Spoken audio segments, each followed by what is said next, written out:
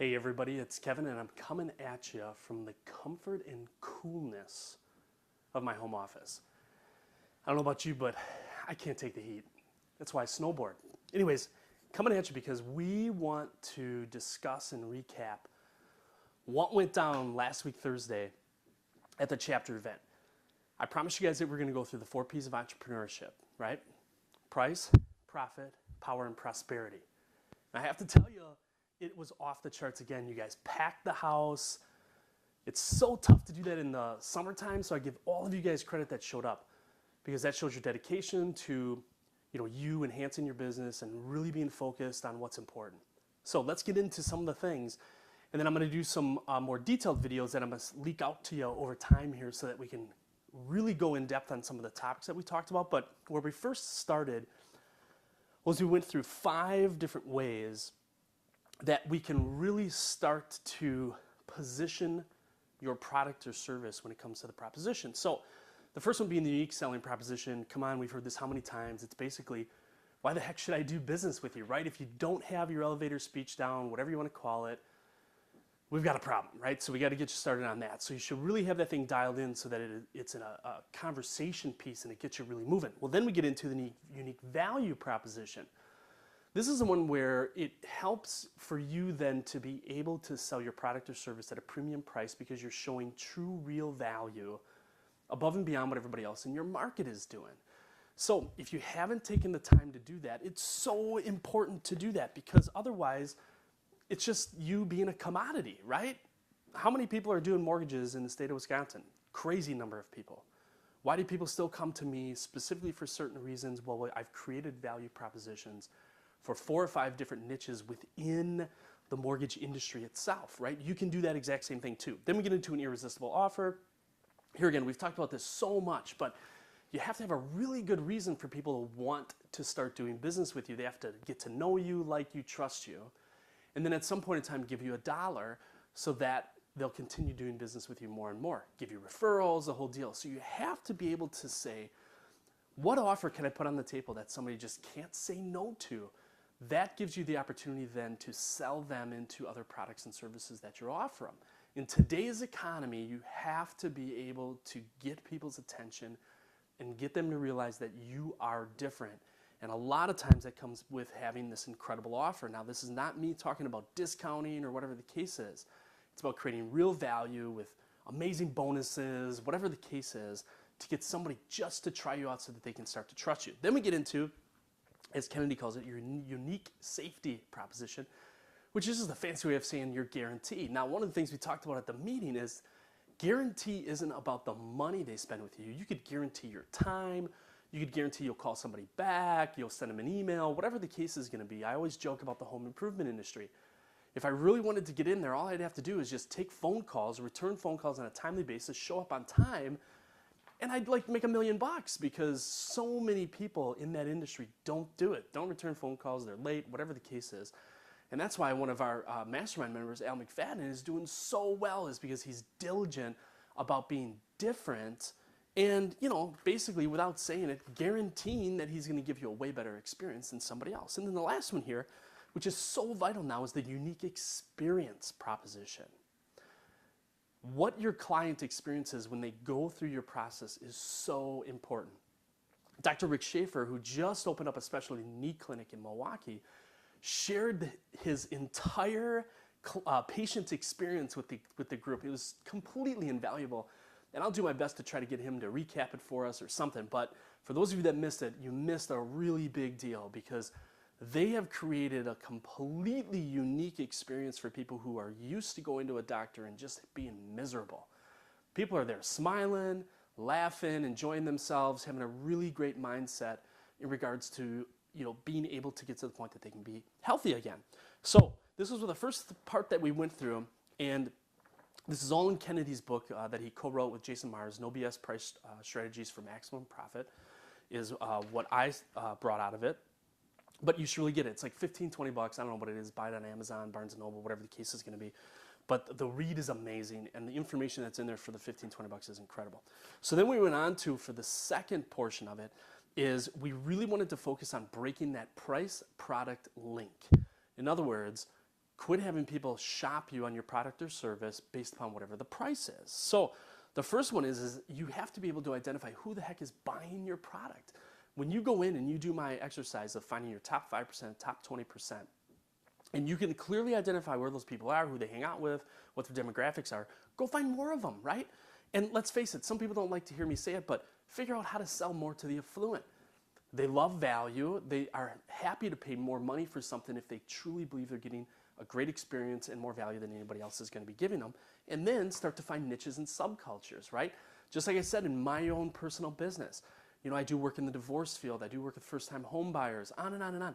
I've created all of those so that I could be different from everybody else. Then we got into who is selling the product. One of the funny things we talked about, and I asked the group, I didn't ask for everybody to raise their hands, but a lot of times people get to the point that before they even have the opportunity to sell, they're already like ready in their mind to start discounting because they think that's what everybody is thinking about when they're going to make a decision in regards to whether or not to buy their product or service. Well, they're completely wrong. Are there some of those people? Absolutely. But it's a small percentage, and quite frankly, you don't want to work with those people. Let them go to Walmart or the Walmart of your industry, whoever that individual is, because guess what? They'll be gone sometime soon because you can't constantly just sell at low prices forever, so you can say hasta la vista when they go. And then there's more people for you, right? But the big thing here is you can help yourself by creating yourself as a celebrity, as the real expert, and guess what? You don't need anybody to say that. You can say it on your own. Some of us have been fortunate to be recognized. I was recognized by Bank of America. Wendy Turwell of Opportunity Knox has been recognized by a bunch of different places. Washington Post is one that comes to mind. Sunny Ahuja of socialmedialeap.com, he has been recognized by, Reuters and all sorts of kind of crazy things out there. So they have a lot of things in the back that they can actually use, but you don't need it. You can just say yourself that you're the national, international expert of X. Let somebody argue that you're not, because I know you'll win the argument, right? So then we get into the context of what your product or service is being sold. Here is where you have to be able to sell the intangibles in regards to people working with you, right? And this is a tough one. And that's why I'm actually going to be doing an in-depth workshop on this thing, is because there's a really huge, part of this. And the example that I gave to the group is I brought in 2 t-shirts, right? One, I think Tom Gowland came up and I said, hey, feel these. He felt them, they felt the same, really soft, whatever the case is going to be. And I said, well, one of them is $10, one of them is $40. Well, guess what? I turned them around. One was just a little graphic tee that I got at Target for $9.99. And the other one I paid $40 for because it had the Red Sox on it. Well, why, right? Well, it was the context of which I was buying that. I'm a huge Boston Red Sox fan, so I'm willing to spend more, especially if I believe it's of quality, because it's pride, it's whatever the case is going to be, and you can create that same kind of affinity too. You don't have to be a sports team or a celebrity or anything of that nature. You can have people be willing to pay you more than they would pay somebody else because of who you are, right? And so that's just a brief example of going over that. And then the last one here is, eliminating the apples to apples comparison.